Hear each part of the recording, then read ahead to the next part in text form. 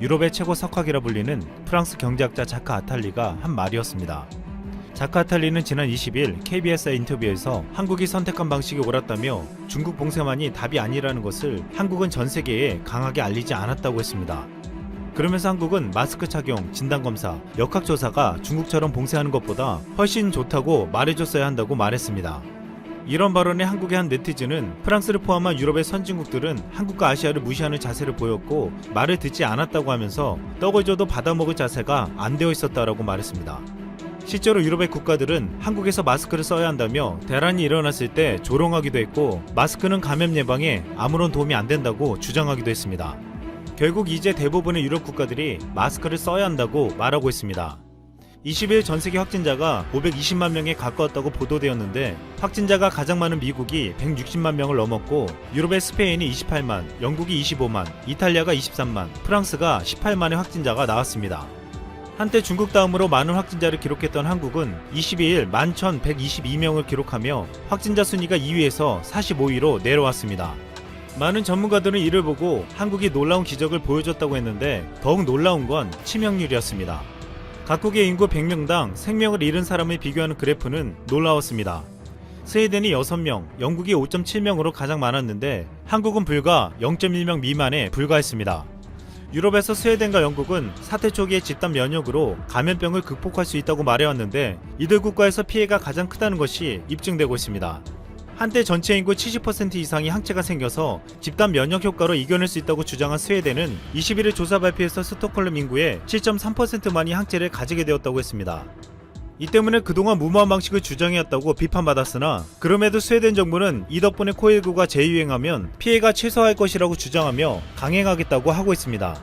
스웨덴 내 감염병 사망자의 49%는 노인 요양원에 거주 중이었고 전체 사망자의 90%는 70세 이상이었습니다.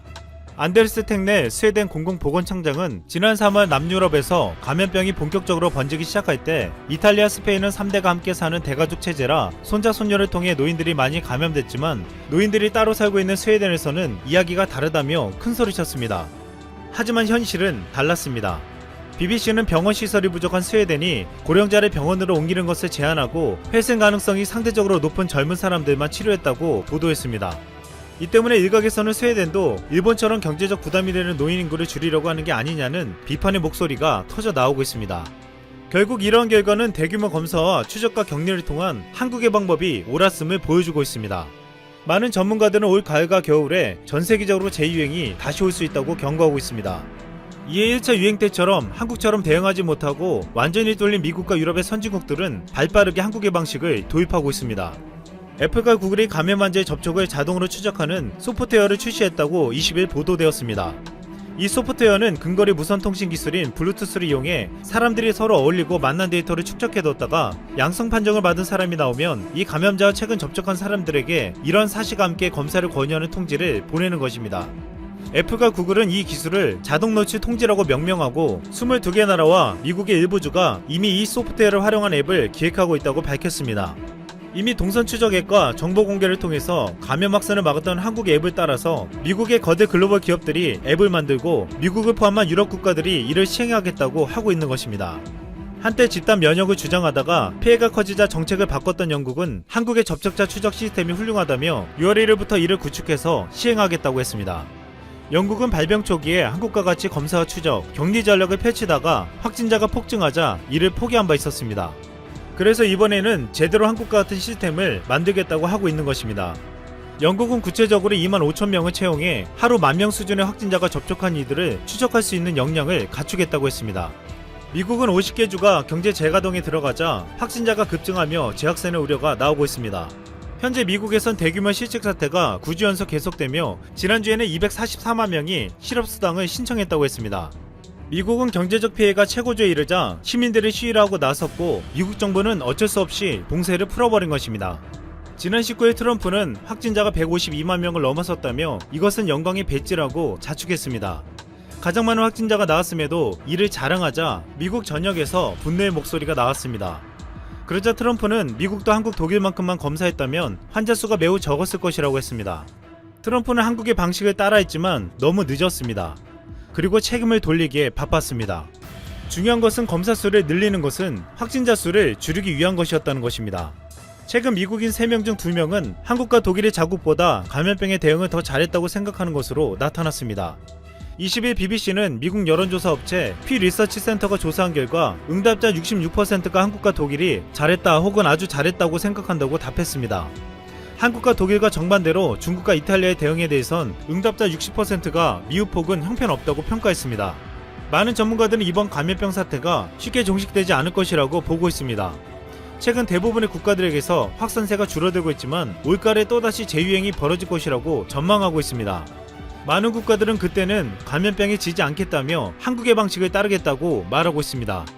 흰색 바탕에 붉은 빛과 푸른 빛으로 태국 문양의 원을 그리고 하늘, 땅, 물, 불을 나타내는 건괴, 곤괴, 관괴, 이괴 이 4개의 검은색 선을 4곳에 넣어 완성한 한국의 국기, 태극기. 흰색 바탕은 밝음과 순수를 나타내는데 침략을 일삼았던 일본과는 달리 평화를 가장 중요시 여겼던 한국의 민족성을 의미하고 있습니다. 그리고 가운데 빨강과 파랑은 음양의 조화를 나타내는 것으로 음양이 조화를 이루어 우리가 생명을 얻고 발전해 나간다는 대자연의 진리를 표현하고 있습니다.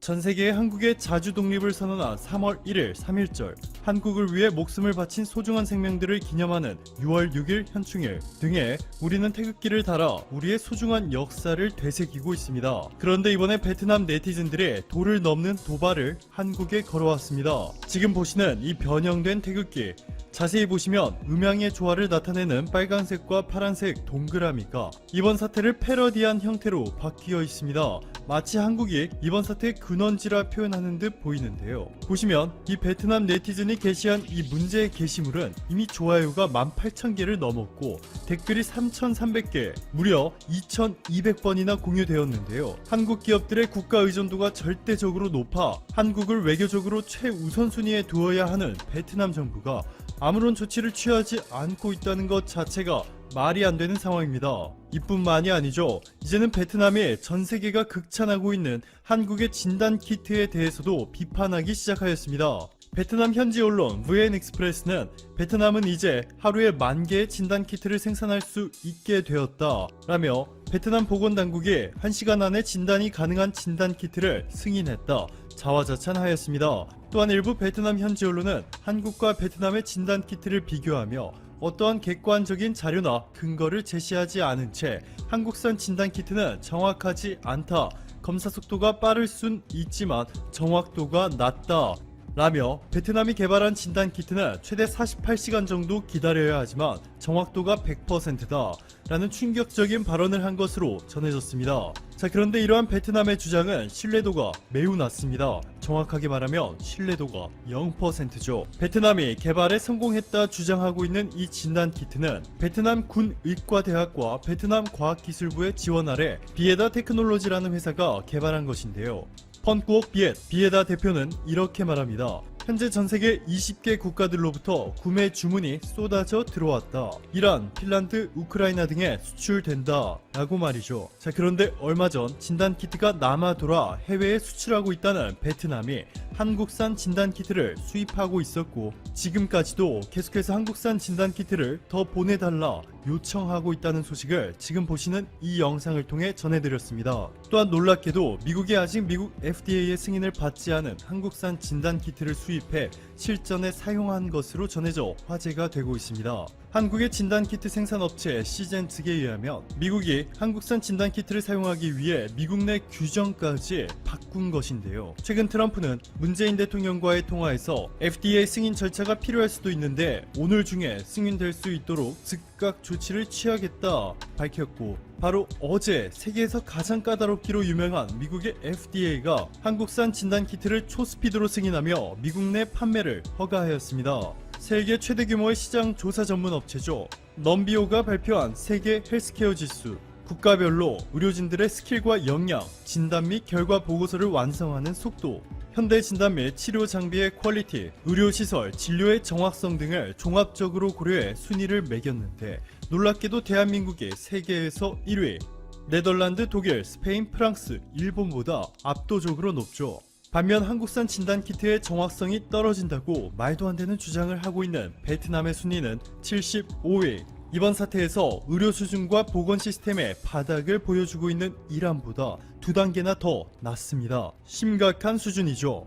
강경화 외교부 장관은 판백민 베트남 부총리와의 전화통화에서 베트남이 한국 국민을 과도하게 막은 조치는 한국 내 실망감이 매우 크다라 전했습니다. 현재 베트남을 포함해 미국, 유럽, 동남아 등 전 세계 117개국이 한국에 한국산 진단키트를 수출해달라 요청한 상황인데요. 베트남은 우선순위에서 당연히 밀려났습니다. 외교부 고위 관계자에 따르면 한국의 진단키트 생산 업체들은 한국에서 필요한 수요를 모두 제외하고도 일주일에 330만 회 검사할 수 있는 진단키트를 수출할 수 있는 놀라운 생산 능력을 지녔습니다. 그런데 최근 동남아뿐만 아니라 미국과 유럽에서 확진자 수가 폭발적으로 증가하면서 한국이 어느 나라에 먼저 수출을 할지 우선순위를 정해야 하죠. 우선적으로 미국이 1순위, 그 다음이 아랍에미리트와 인도네시아인 것으로 확인되고 있습니다.